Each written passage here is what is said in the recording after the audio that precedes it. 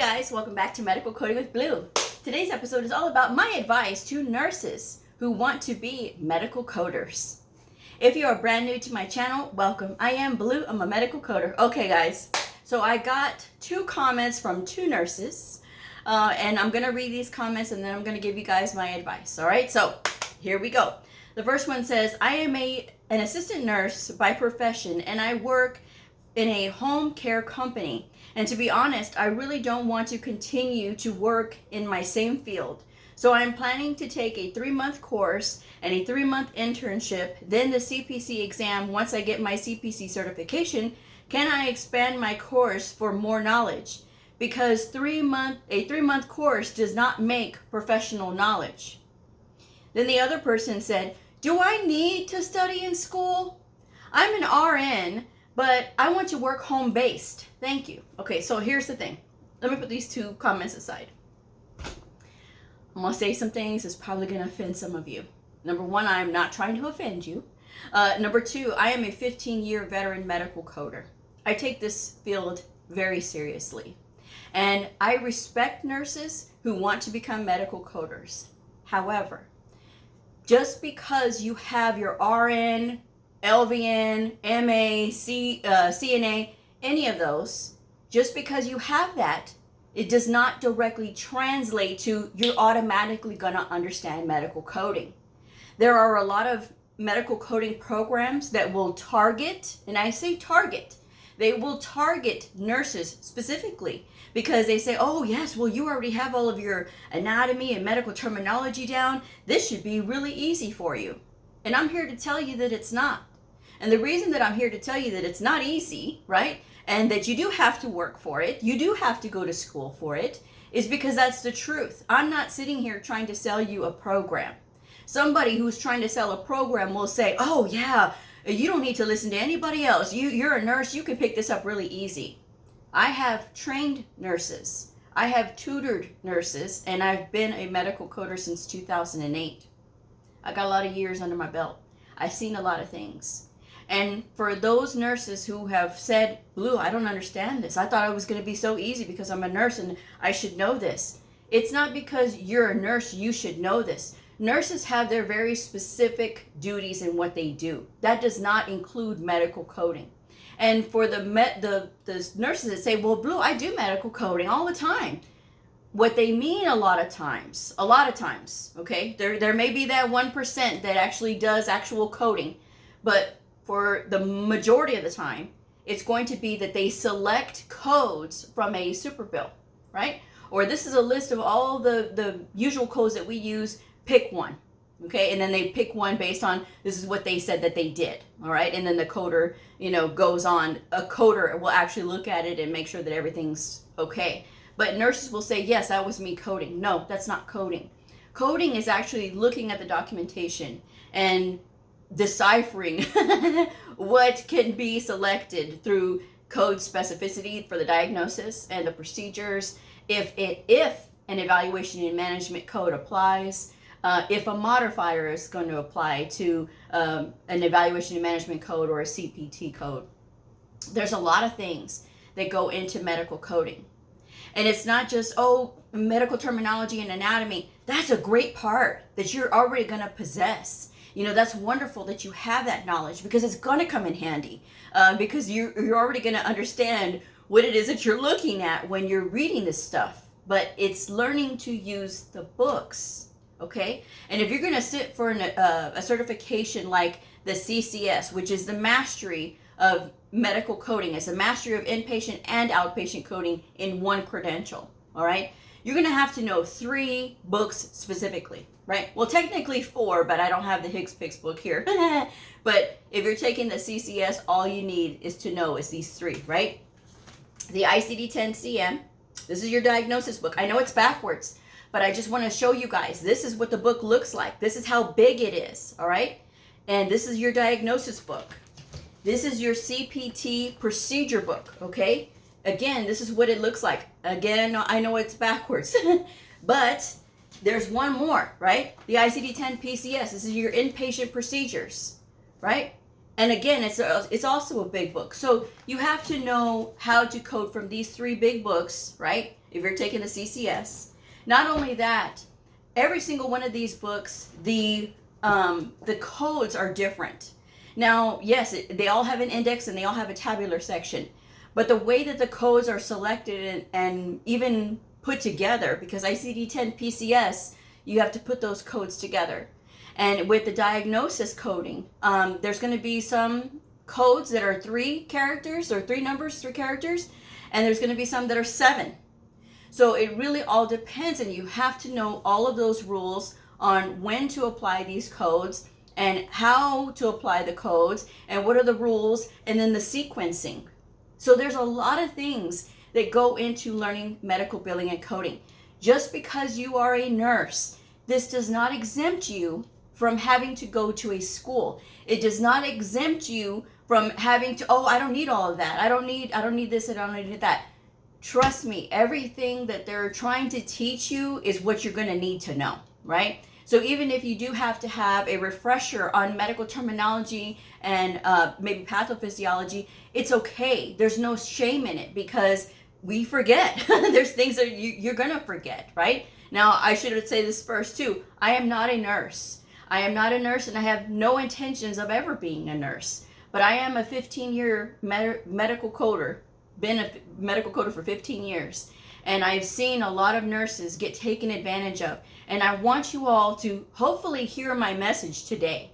Because in both of these videos, I did say that even though you are a nurse, you still have to study. There's no getting around it. There's no, oh, well, I don't need it. Or I can make it through a 4-month program, Blue.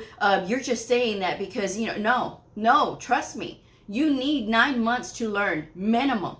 I say to any person who wants to learn medical billing and coding that you need 9 months, 12 months, or 18 months to fully learn medical coding. Because it's not just about speeding through a program. If you get locked up into one of these 4-month programs and, oh, it was so fast, what do you think the real world is going to be like? The real world is not multiple choice, and it is not book scenarios either. As a nurse, you should be able to recognize that these doctors are going to document however they want to, and it's going to be dependent on the electronic medical record. It's going to be dependent on their mood. It's going to be dependent on a lot of factors. So you as a nurse should also understand that when you're getting in, that it's not always going to be so easy like you think. And for those that want to work at home immediately, I have said this to people who have no background in medical, and I will say this to even people who have background in medical.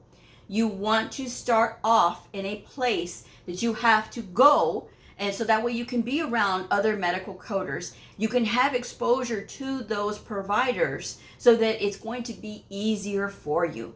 I don't tell y'all this to insult your intelligence or to try to put y'all down, because that's not what I'm trying to do. And if that's what you think, then obviously my channel is not for you, because you're not understanding my message. And my message is you need to be in the facility, and it doesn't matter how long. It just needs to be even for a short time. Some places will say, well, we want you to come in for training for 3 months and then we'll send you home. That's okay. 3 months at a facility and then you get to work at home. That would be great, because then you could be around other veteran coders, because there's going to be some things that you're going to learn out in the real world that you're not going to be able to learn from these books, that is going to come from other coders who have been there. All right, being brand new or being at this facility, or because this facility is it's just a certain one that takes only this kind of insurance, or we do things here because of we take government insurance and that kind of thing. So there's a lot of things that go into being a medical coder. But please don't use your RN, or I have my RN, so I should be able to get into this really easy. It's not that easy, guys. It's not. And again, I'm not telling y'all to discourage you. I'm telling y'all so y'all could be prepared. Think back to the time when you started off in nursing school, right? And you had all these senior nurses running around and, trying to prepare you. It's the same thing for medical coders. But sometimes, like, nurses will jump in. They'll jump into the deep end of the pool and say, well, I've been a nurse, I can do CDI. And they'll have no idea how to do medical coding first. Is it a requirement in the industry to have a medical coding background before you become a clinical documentation integrity or clinical documentation improvement nurse? No, it's not, unfortunately. But I think that because I've been there, I've been there where I'm there in the clinic and I see people who have an RN and no background in coding, and they have no idea why coders are saying that the provider needs to make sure that they document this and this and this. If there's a disconnect in the communication between the nurse CDI and the medical coder, then you guarantee there's going to be a disconnect between the communication, and there's going to be a total communication breakdown with that provider as well. So nurses who understand medical coding are going to be able to understand what the coder needs. And then if it's that maybe the coder needs to be educated and the nurse coder is the one who truly understands and can say, well, because they had this and this, this is why they do this. And then the coder can understand. So then all of a sudden things get better, right? And it's not just somebody who's a coder who doesn't truly understand, and then they're giving all these queries unnecessarily, when a nurse CDI who has coding background can explain why. So that's why I say that while you have a wonderful wealth of knowledge as a nurse, and it's going to come in handy, it's not everything, and it's not everything to carry you through these exams. I know I've tutored plenty of nurses who have come to me and said, well, Bleu, I keep failing the test and I don't know how to pass. I don't know what I'm doing wrong. And then when we go over and we make a plan for them to start studying in a certain way, because when I talk with people who I do tutoring with, we set up that plan. And when they follow it, that's when they start seeing the results, and oh, now I get it, right? Because again, it's about putting that whole thing of I'm a nurse aside. Yes, you're a nurse and you have a wonderful skill, but it's about learning medical coding and learning it properly, and not being taken advantage of in these programs that they say, oh yeah, we can teach you this in 3 months, like that other person. And this other nurse that said that they're going to do a 3-month program and then a 3-month internship, and then they're going to sit for their exam, and then they say, well, can they expand the program because they know that 3 months is not long enough. I don't know what program that is. And first of all, and second of all, no. I would never attend a program like that. Even if I was a nurse, I would not attend a program like that, because 3 months, really? You think you're going to learn all these books here in 90 days? Really? That's just unrealistic, and it's too fast. So don't get sucked into that. And if you can finish a program, it's a self-paced program, and then they say, oh, you have 6 months, and you finish it in 4 months, and you think, okay, yeah, I'm a super coder now. It's not that way. It's not that way. And please don't treat it like it is that way either, because while you may be able to speed through those books, do you truly understand what you're doing? And again, it's not a knock on your knowledge and your ability. It's just that I want to make sure that you truly do understand. Because while you're not doing the same thing as being a nurse, where somebody's life is in your hands when you're taking care of them, right? It's different. With coding, it's about the financial aspect.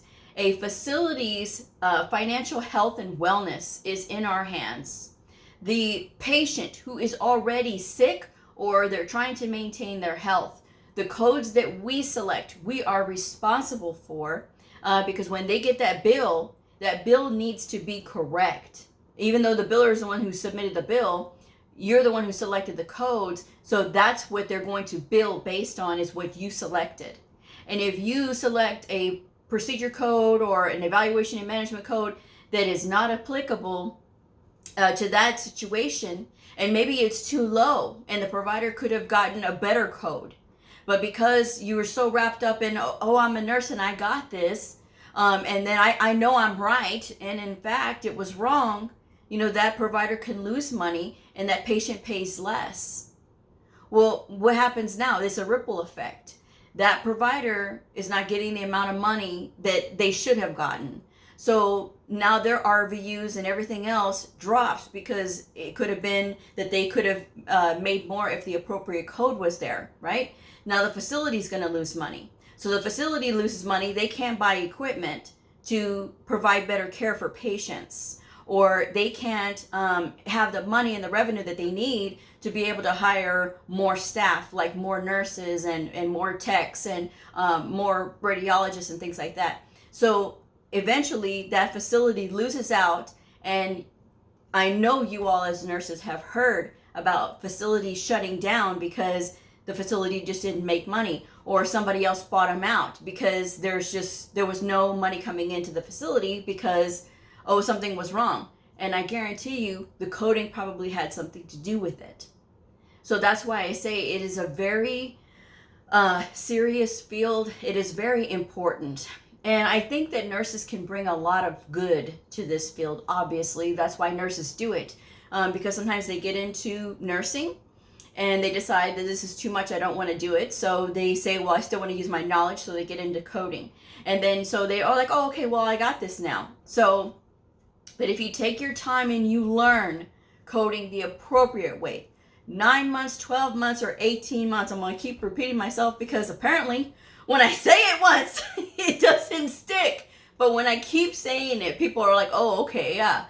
Because I'll still get that question. And even in those videos too, in that one video, I said, don't work at home right away. Don't try to do that right away. And that was the first thing that the lady said, that she wanted to work at home right away. And so it's just like, I know what I'm telling you all because I've worked at home. It is not easy. And I can't imagine working at home as a brand new medical coder, right? And then trying to be able to come up with your question, because it's not always cut and dry on how to even ask the question or what is it that you're looking for. Because again, some of these scenarios, they're just weird, you know? But my advice is don't rush through learning medical billing and coding. Even if you go and you say, well, Blue, I already signed up for a 6-month program. It's okay. Learn what you can from that fast-paced 6-month program, and then you take an additional 3 months to learn on your own. I have the independent study video out. I always leave that in the description box below. That video has all of the books that you need to learn medical billing and coding. And if it isn't that it's if the year is not updated on the books, just get the most current year books, right? Some of the workbooks I do recommend, they're a couple of years old, only because a lot of times they have the exact same questions, and there's going to be some answers that are updated, like because the code set updates. But for the most part, the explanations are there. They're both really great books, the books that I recommend. The one from the American Hospital Association, the ICD-10-CM and ICD-10-PCS Coding Handbook with the answers, and the CPC Study Guide. The CPC Study Guide, if you are planning on taking an AHEMA exam, the CCS or even the CCA or the CCSP, you can still use the CPC Study Guide, because even though it is written by the American Academy of Professional Coders and you're not sitting for that exam, they are still using the same exact CPT code set that you are in this CCS, CCA, or CCSP exam, right? And because of that, those questions are really good. I think AAPC got that right. When it comes to the materials and the books that I recommend things that are going to be beneficial to the coder. Doesn't matter your educational background, okay? And the other thing, when you get done studying and you sit for your exam, whichever exam that you may take, the CCS, the CCA, CCSP, or the CPC, doesn't matter any one of them that you take. You just need one. And I recommend this, and please hear me when I say this. Even though you are a nurse, please stick to one certification for at least the first 2 years. Then you can go off and you can learn about CDI and things like that. But stick with one certification to start with. And I say this to anybody too. But stick with one certification so that way you can learn what the industry is about. And then you can learn, do you want to get into health data analytics, right? Oh, that's a credential with AHIMA. Okay, well, then you can go for that one. Or I want to do CDI, CDIP, or you can go with ACTIS and get the CCDS or the CCDSO. And that's when you've had time in and you've developed as a medical coder so that you understand a little bit more. It's going to be a little bit easier for you when you start adding on additional credentials that mean something. Not that, oh, it's this credential, that credential, and we're going to give you one for billing, one for other diagnosis coding, and then one for CPT procedure. No, you don't need all that. You just need to concentrate on one certification first 2 years. Then you add on if you want to do CDI or if you want to do clinical health data analyst, okay? But if you start off with the CCS, you don't need any other medical coding certifications from no other association, okay? Because again, then you're going to be overlapping and you're going to be paying out extra money, and for what? You don't need to. You don't need to pay out extra money just to have a bunch of credentials, because having a bunch of credentials means nothing if you don't have the experience to back it up.